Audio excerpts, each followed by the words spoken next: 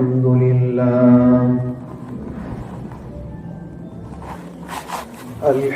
لله نحمده ونستعينه ونستغفره ونؤمن به ونتوكل عليه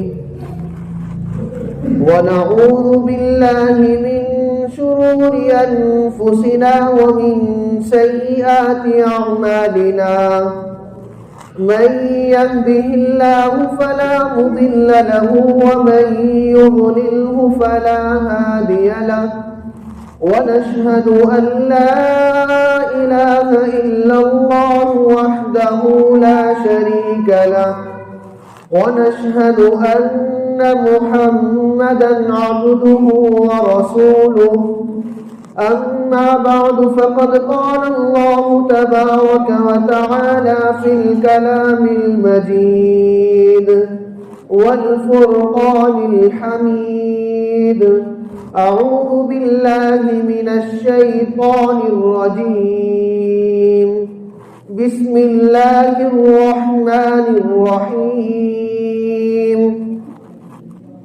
ذلك الكتاب لا ريب فيه هدى للمتقين وقال وابتغ فيما آتاك الدار الآخرة ولا تنس نصيبك من الدنيا وقال النبي صلى الله عليه وسلم كن في الدنيا كأنك غريب أو عابر سبيل أو كما قال عليه الصلاة والسلام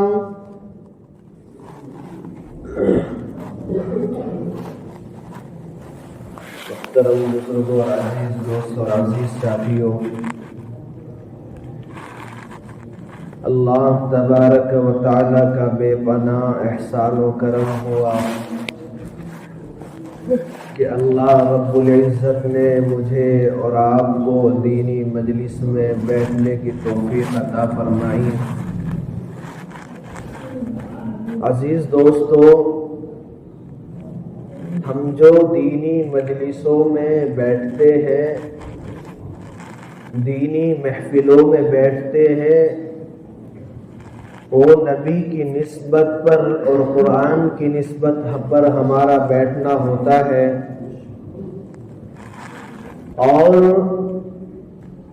اللہ تبارک و تعالی نے اگر دنیا کے اندر کسی محفل کا تذکرہ اپنے قرآن کے اندر کیا ہے تو وہ دینی محفلوں کا تذکرہ کیا ہے۔ عزیز دوستو،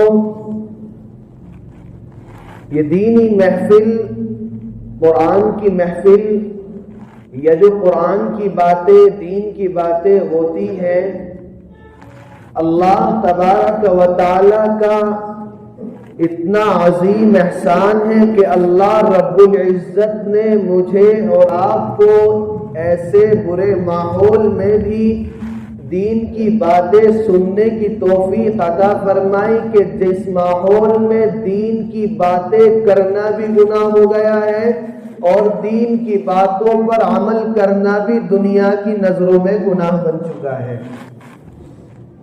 یہ سب اللہ تبارک و تعالی کا عظیم احسان ہے۔ عزیز دوستو، میں نے آپ حضرات کے سامنے ایک آیت کریمہ تلاوت کی ہے، ذالک الکتاب لا ریب فیہ ھدی للمتقین۔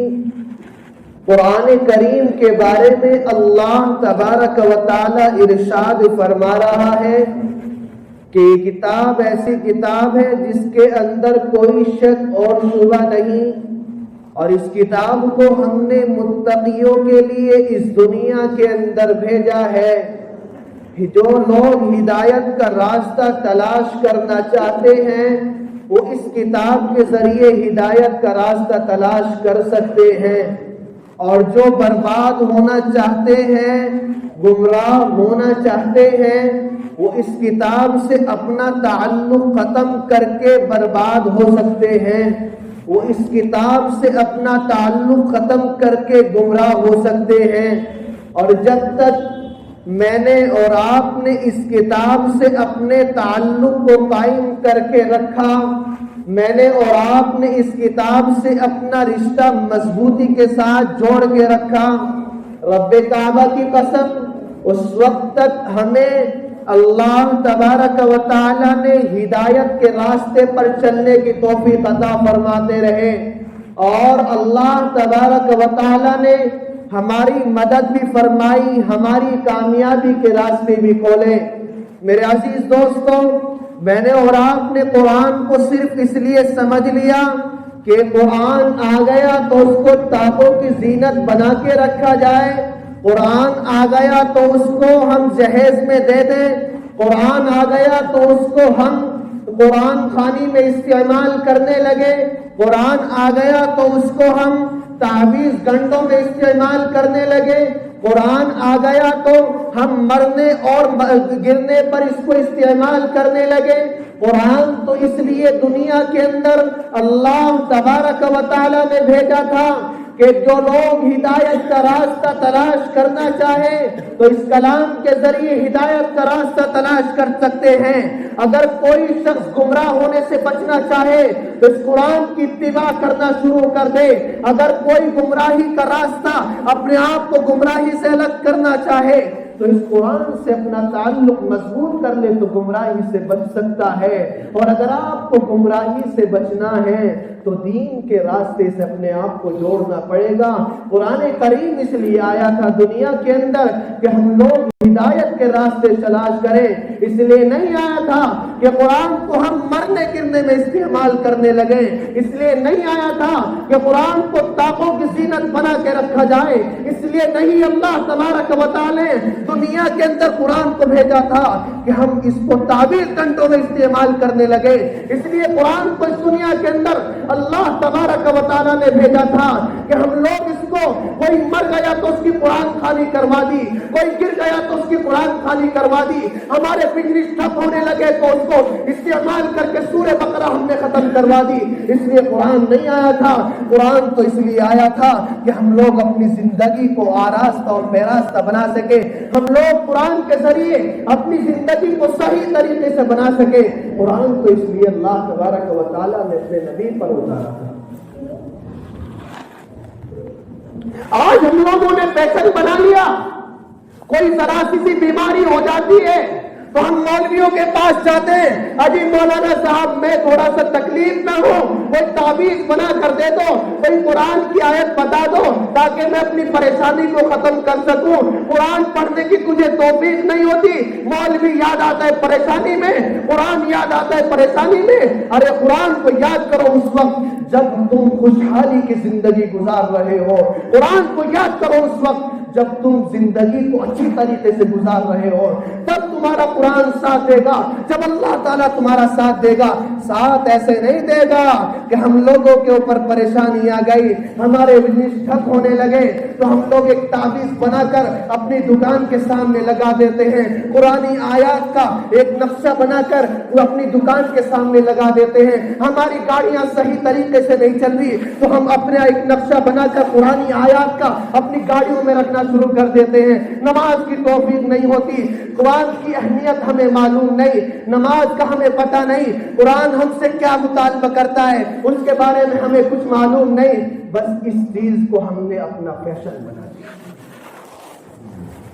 میرے بھائیوں، قرآن ہم سے معلوم ہے کیا مطالبہ کرتا ہے، قرآن ہم سے مطالبہ کرتا ہے کہ اگر تمہیں اللہ تبارک و تعالیٰ خوشحالی دے دے تو آخرت کو نہ بھولنا۔ کیا فرمایا؟ آخرت کو نہ بھولنا، اور جب آخرت کو اللہ تبارک و تعالیٰ کی ہم نہیں بھولیں گے تو ہم نماز کو چھوڑنا بھی گوارا نہیں کر سکتے۔ ہم دین پر عمل کرنا اپنی زندگی کا پیشن بنائیں گے، ہم دین پر عمل کرنا اپنا زندگی کا مقصد بنائیں گے، اور جس دن ہم نے آخرت کو بھول گئے اس دن ہم نے نماز کو بھی ختم کر دیا، اس دن ہم نے روزے کو بھی ختم کر دیا، اس دن ہم نے قرآن کو بھی ختم کر دیا، اس دن ہم نے قرآن کو پڑھنا بھی بند کر دیا، اس دن ہم نے علماء سے تعلقوں کو بھی ختم کر دیا، اس دن ہمیں مساجد بھی نظر نہیں آتی، اس دن ہمیں مدرسے بھی نظر نہیں آتے، اس دن دین کی جو بات کرنے والے علماء کرام ہوتے ہیں وہ بھی نظر نہیں آتے۔ اللہ تبارک و تعالیٰ نے یہ مال اس لیے نہیں دیا کہ تو عیاشی کرے، بدماشی کرے، بلکہ اللہ تبارک و تعالیٰ نے مال عطا کرنے کے بعد یہ تمہارے اوپر شرط لازم کر دی کہ تم آخرت کو نہ بھولنا۔ اگر تمہارے پاس اللہ تبارک و تعالیٰ نے تمہیں مال دیا ہے تو نماز کی پابندی کر کے اپنی زندگی کو گزارنا۔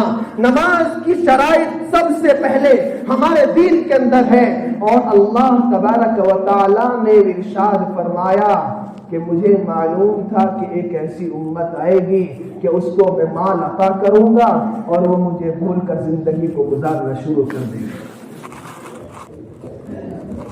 یہ اس لیے اللہ تبارک و تعالیٰ نے وَابْتَغِ فِيمَا آتَاكَ اللَّهُ الدَّارَ الْآخِرَةَ وَلَا تَنْسَ نَصِيبَكَ مِنَ الدُّنْيَا وَأَحْسِنْ كَمَا أَحْسَنَ اللَّهُ إِلَيْكَ وَلَا تَبْغِ الْفَسَادَ فِي الْأَرْضِ۔ ہم لوگوں نے مال آ گیا تو ہماری نظر میں اماموں کی کوئی عزت نہیں، ہمارے لوگوں کے پاس مال آ گیا تو ہمارے نظر میں مسجدوں کی کوئی عزت نہیں۔ ہم لوگوں کے پاس اگر مال آ جائے تو مسجد کے اور اماموں کے اور مدارس کے جو علماء کرام ہم سے زکوٰۃ وصول کرنے کے لیے آتے ان کی بھی کوئی ہماری نظر میں عزت نہیں رہتی، ان کو نیچی نظروں سے دیکھنا شروع کر دیتے ہیں۔ اور میرے بھائی، مال تو اللہ تبارک و تعالیٰ نے اس لیے عطا کیا ہے کہ تو غریبوں کا خیال رکھ۔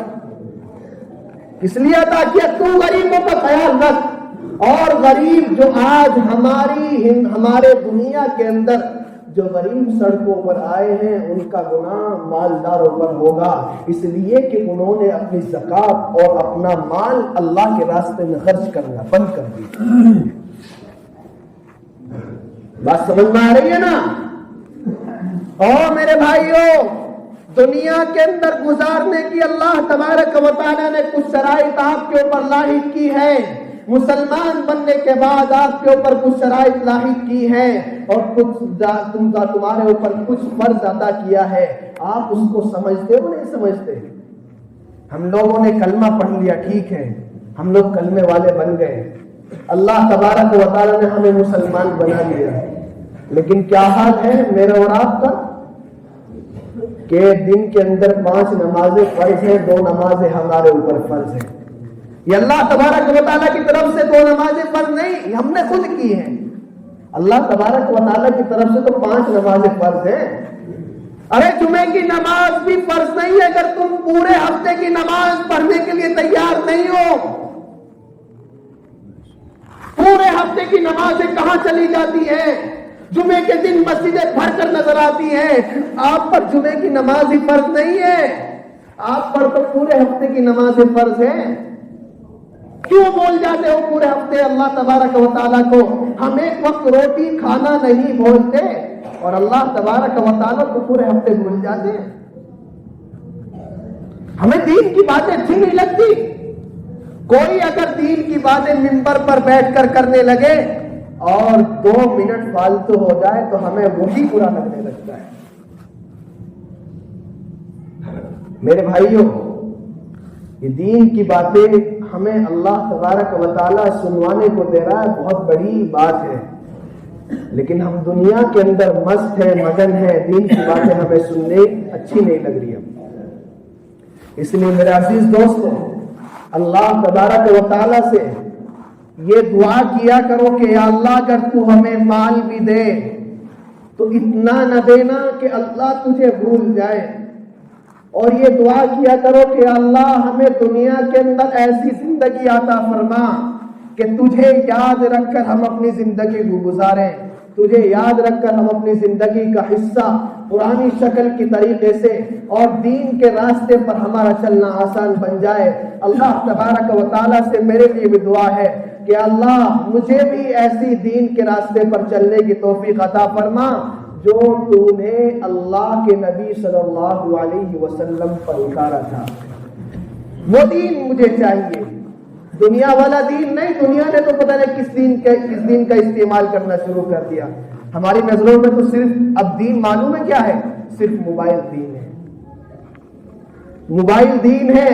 ہمیں کوئی مسئلے کی ضرورت پڑتی ہے تو موبائل پر سرچ کرتے ہیں، ہمیں کوئی مسئلہ پیش آ جائے تو مفتی اور علماء یاد نہیں رہتے اب ہم، اب تو صرف موبائل دین بن چکا ہے. اللہ تعالیٰ اس سے ہماری میری بھی اور آپ کی بھی حفاظت فرمائے. اللہ تبارک و تعالیٰ سے دعا ہے کہ اللہ رب العزت کہنے سے زیادہ اور سننے سے زیادہ عمل کی توفیق عطا فرمائے. آمین. واخر دعوانا الحمدللہ.